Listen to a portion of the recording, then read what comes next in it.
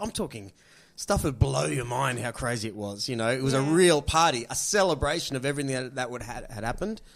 So if you actually felt that as an athlete, that it was a dud deal, dud show. That's like I felt, and particularly, you know, for guys like Brendo and I mean in the swimming team, you know, and everyone that didn't get to go to the opening ceremony is like, whoa, you know, that's who you like. You really feel like, well, you didn't get a chance at all, and then.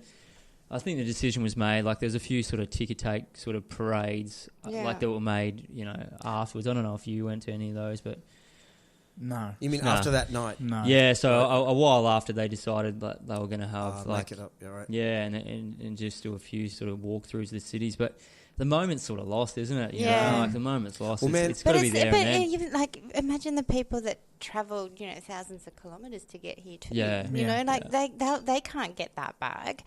So I'm just wondering, like, who the fuck made that decision? Not to think, you know, like you're a dickhead, but like if that person was an athlete, there is no way they would have made that decision. So it must have been someone that's not. I heard an American company was the one in charge of the closing ceremony. I'm not quite sure if it was the same as the opening ceremony. Yankees. It seemed like it was a different setup to what it was. Yeah. But well, hey, can I tell you something? When I was in Japan.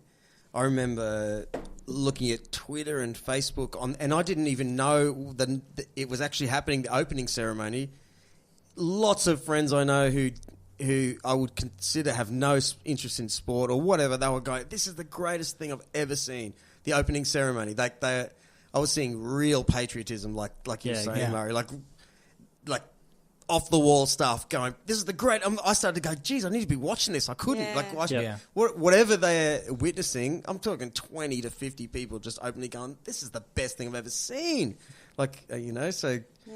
I guess, it's not something that us Australians are really into usually. Like, we're so laid back. I know. Yeah, we're ready to take the piss. We're not really like Americans who kind of raise their flag at the front of their house and all that stuff. Yeah, I guess we're just kind of more laid back in nature. So when we get those chances where it actually does happen. But there is a culture of how a closing ceremony at these events go. Yeah. And it's kind of weird that they didn't... It's kind of weird, It's always some cheese ball celebration, like da-da-da, and woo. And it's just weird that Peter Beattie was involved because he is like such a media whore, you know, like, isn't he? Well, I think he is. I don't know. Hey, and you know what? So you would think just like everyone, want all that, you know...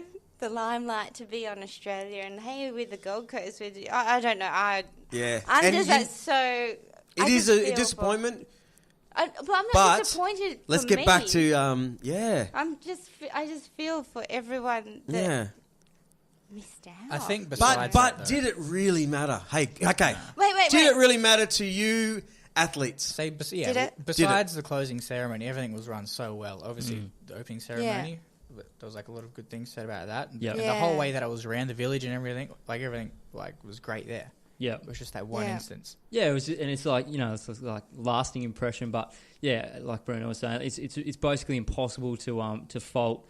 You know, everything else about how the events were run. Yeah. I think was just done so professionally. Well, and the volunteers, you know. The people behind the scenes, everyone just sort of chipped in and got behind it, and it was just it ran really smoothly. Yeah, like the whole operation. I had a few friends doing the volunteer work, like just shuffling people, you know, directing people to where they should go to catch buses and everything, and they loved it. They were just like, the atmosphere was so good, you know, kind of thing. I was a bit jealous. Hey, this tell me about the village. Was it like that? Were there shops inside the village? You know, that kind of... Yeah. How much of a village was it? It was like, you know, you pretty much can... you obviously can sort of like get by with everything in there. So it was a really cool experience. It's sort of, in a way, it's sort of... The village, like it was very sort of formal to start with. I think like everyone was obviously competing, and it was sort of like as the days went on and people sort of started, it just got, you know, progressively got a bit looser and wilder. But no, it was a. Did they have bars in there? And stuff? Bars in there. A bar. And actual shops like IGA or They did have like a small. Like how do you buy something? They had like the girls. You know, the girls were loving. There was like a beauty sort of salon. You could go and get your hair and your nails done, facials, all that sort of stuff. I got a haircut while I was in there. Yeah. So, yeah, that was all good. Really dumb this down. Like, what are you talking about? Their setup in buildings that are still there to this day, or it was like a marquee kind of things that knocked up these shops? Buildings, yeah. Yeah, so they'll remain. I think what they're doing is obviously they're selling those units out to uni students and or whoever wants to buy in that area. So it's like a little mini apartment sort of complex in that it's got. Would you buy one though? Oh yeah. What was it like inside? Like they were nice. Were nice. Like, there was like a your standard sort of studio room or something like that. They were brand new and studio room. Yeah, like we had like I mean, there's probably I don't know the setups. They're gonna probably knock walls in and out and whatever. But ours we had 6 in our room. Yeah, we had 3 bedrooms, 2 bathrooms, two to a room. Yeah. Right. So it's all good fun. Like So where were the shops? Yeah. Did you? Okay, it was a bit like it's like going back to schoolies or something. Sure. Like you're living with 6 blokes and it's. There's a lot of banter. There's a lot of just taking the piss out of each other every day, and it's good fun. Hey, was there any pressure? I'm thinking, you still got your mind. I know what if it was me. I mean, I'm here for this serious thing. I've been training for forever, but get me around a group of people, like too many beers, too many this. Were you allowed to drink? Were you drinking? No, we didn't obviously drink until after, but like your events. But people were drinking after the events. Yeah. It was like I reckon one of the funniest things to see was like how little like self-control athletes have when you put them in a situation where they can eat whatever they like. You could eat for free. Like all that stuff I was talking about was all like the beauty stuff. All that was free. Yeah. Like you could. The games room was open till probably 1 a.m. or something like that. Like, you could go to the food games room. Yeah, the food hall was 24 hours a day, 24/7. just stacked, stacked to the brim with everything you could. Because as an athlete, you've won. You've already won. Yeah. Whatever happens in the event is the other winning. Yeah, exactly. I can imagine you all going, let's relax, let's in the eat food crap. hall a lot afterwards. Yeah. What? Oh, good on you, man. What did you eat? Tell me. Break it down. Come on. Pizza. Yeah. They had the dessert pizzas, Nutella pizzas. Everything, the menu progressively just got a lot filthier as well. Like it went from I'm pretty sure the first night it was like chicken breast, vegetables, and by the last night it was party pies, sausage rolls, cheeseburgers. Like they literally had cheeseburgers, sausage and bread. Yeah. Like they were rolling out all that sort of food. Like like big tables of lollies and. Because no doubt, desserts, all that training. Yeah. I finished my event, just feed me anything. Well, I was under 69 kilos, obviously for the comp, but I came back at just under 74 kilos. Holy shit! In 2 weeks. I love it. In 2 weeks. that's the second week after I competed as well, so a little less time than that. That's like Isn't it interesting though, how much work you have to do to get to a certain fighting weight, so to speak. Yeah. Well, a lot of work. Like there were people that gained more than me. I know our 56 kilo male lifter went back at 66 kilos. In 2 weeks? Yeah. I'm just picturing this like... Me, that's 10 kilos. But the poor bloke, he's probably like a nug. I can see what he looks like, a little nuggety sort of dude. No. Standard, no? He was skin and bones at 56. He had to really cut down. How tall was he? He was maybe my height. Because, So how tall are you? 5'6", 5'7". And he's... But still, like, when you're shorter, you can't really afford to put on too much because you don't carry it as well as taller people. Well, it wasn't an easy cut for him. He had to cut 4 kilos in maybe 2 days to make weight for that comp. Wow. So people just went ballistic. Do you guys have to make weight?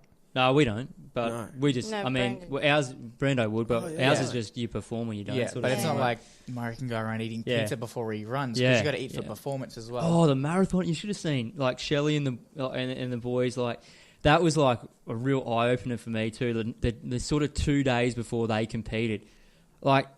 I went over at one point. Shelley had about 6. What's his name? Michael Shelley, the guy that won the marathon.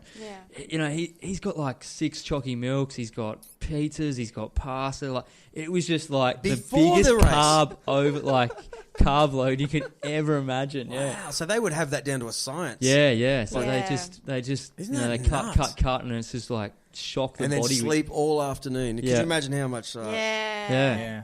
So And like I was saying, the cafes as well. Like you go to a cafe, you might have one coffee a day here, or a couple of coffees a day. Post competing as well, and even like you'd see the team managers suddenly, like a 2 coffee a day drinker would be down their shops like 6 times. Yeah. You're on holidays. Let's face it. Someone's giving you a free cup of coffee, and like people just going, "Oh, I'm just gonna rot the system as much as I can." Oh, free! Yeah. Was the coffee good? Free It was. pizza. It was like barista coffee. Yeah. All that food's free. Yeah. We all had the food was free. Oh, I'm competing. And what can we 24/7 as well. Ping pong. Let's do it. Lawn bowls. That's your best bet. Yeah. I can do lawn bowls. Yeah. Barefoot bowling. Barefoot? Honestly, we could though. I was at the Gold Coast Music There Awards was last week. There was not that you guys are old, but there was people older than you bowling. No, we can go for the Masters. Oh, yeah. We can go for the Masters games. Oh my god! Well, I can nearly. Oh my god! I'd do it just for free pizza. But wait, okay, so hold on. I'm going to ask you the same question. Only because we're running out of time, because Murray has to leave in like 10-ish minutes, 15-ish minutes. Are you going to try for the Olympics? See, I'm a bit like I'm a lot older than Brando, so I haven't I'm not committing to that far ahead. I've sort of at this point I've just said that I'm gonna go through this season. I honestly had thoughts about maybe retiring, just like trying to get on with a bit of life and stuff like that, because it's a huge sacrifice. When we sat down and had a look at it, we're obviously. We're a good way through the year now. Like, it's just gone by so fast. And my coach sort of said to me, tell me, like, on paper, how do you think you're going to go backwards in 6 to 8 months if we, continue on the trajectory that we're on? So, like our next one, I'll compete. We'll start competing in about November as well. Yeah. And not at the same. The importance of those competitions won't be as much. We'll go through. Our nationals will be February, March, and if I'm able to now stick in that sort of top 4 to 5, then I'd most likely get picked for the World Relays team, which will be in the Bahamas. So pretty keen to get the board shorts out and head over there. Yeah. And then if we were to make the World Relays, then we'd likely qualify for the World Championships, which is a couple of months after that. So I've set myself the target of trying to make those 2 teams. Yeah. And I feel like at that point then I'll make the decision if I'm going to go around and try and extend out to Tokyo as well. Yeah. But yeah, at this point I guess I've got to that mindset now where for me it was always such a huge I wanted to make the Australian team so badly that it's like you have that fear of like not doing it, and you're like, oh, this might be my only chance. Like you just don't know. And so now I feel like I've got through that. It's like you can sort of get through to just sort of attacking things a bit more. Yeah. It was kind of, I don't know, for me, I didn't even think of life after the Com Games, and I guess it takes a lot of planning to think of where you're going to go. It's not kind of like, yep, Olympics is next. Let's get started. It's kind of taking some time off to not think about that stuff. Yeah. Like, I know when I stopped training, obviously after my competition, I was sick for a month just from stopping that much training. Yeah. I don't know how it was like.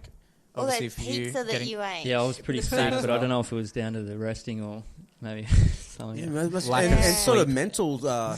You know when you're like trying to survive, you've got this thing happening. A bit of psychology here, Murray. This, and then all of a sudden, I don't have to do anything anymore, and that's where you get sick, pull your back muscle. Yeah, well, the lead up to it's so intense because, as Murray was saying, we're competitors. We want to do well, so we're literally putting. It's not like I'm not getting sick. Nothing's gonna be. Yeah, it's like the training. It's not like we go to a 9 to 5, have a little like a run on a track, and then Com Games. It's like. That's your job for that point in time. Like you had to take like a lot of time off work, didn't you, to make Com Games? It's like it's a lot of sacrifice to make it. Yeah, I definitely felt when I came out. I spoke to a few people that I knew about the flatness of after the Commonwealth Games, and initially I was like, well, maybe it's about the results or maybe whatever, but then it wasn't. I talked to them people that did really well, and they were like, "Nah, we're feeling the same." It's exactly. And it's that I think when I tried to I don't know, go over it. It's that it's such a sensory overload. Like you're in this, and you at the time you're like, "Nah, everything's this is normal," but when you get out of there, it's like your brain just goes, "I've had so much information going through, whether it be about training or eating or." just like interacting with people, or being on top of where you need to be, and that logistical side of things as well. It's like like you